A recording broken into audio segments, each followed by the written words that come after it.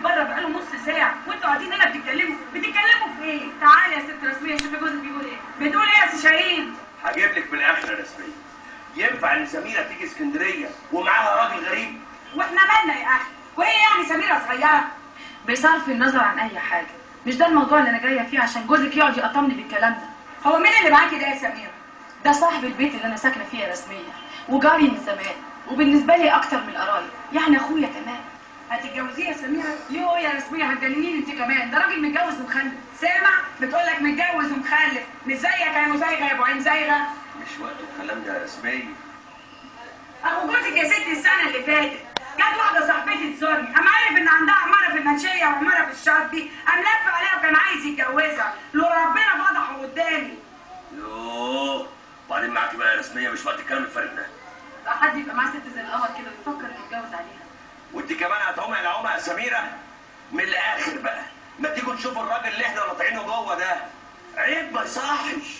دلوقتي عرفت العيب واللي صح وما يصحش.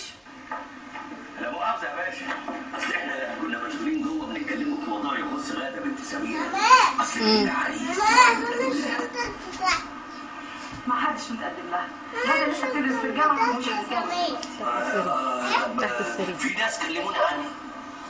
وهم شافوها فين بقى؟ ده انت عايش في اسكندريه واحنا عايشين في مصر. وبعدين ما تحشرش نفسك في المواضيع دي يا شاهين، ما تسيب كل واحد على راحته يا اخي. انا يا رسميه بتزعلي كده ليه؟ انت ناسفه يا بنت الناس انها تبقى بنت اخويا شيء.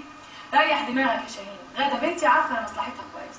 خلاص نجيب من الاخر وخلينا في موضوعنا، ما دام كلامي مش عاجبك وكل حاجه تأوحيني فيه.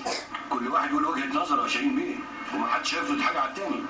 بالظبط يا باشا، وكل حاجه ليها اصول، وانا دلوقتي المسؤول عن قصه المرحوم اخويا وبناته. ما حدش يقدر يقول كده. شاهين هات لنا الحسابات عشان سعيد يراجعها ويقول لنا رأيه. نجيب من الاخر يعني. حاضر يا ست. شوف يا رسميه، افتحي درج البوفيه الاولاني هتلاقي ملف هاتيه. حاضر يا شاهين. انا بفكر اخد شقه هنا في اسكندريه يا شاهين. وماله، اجيب لك. بس تكون على البحر.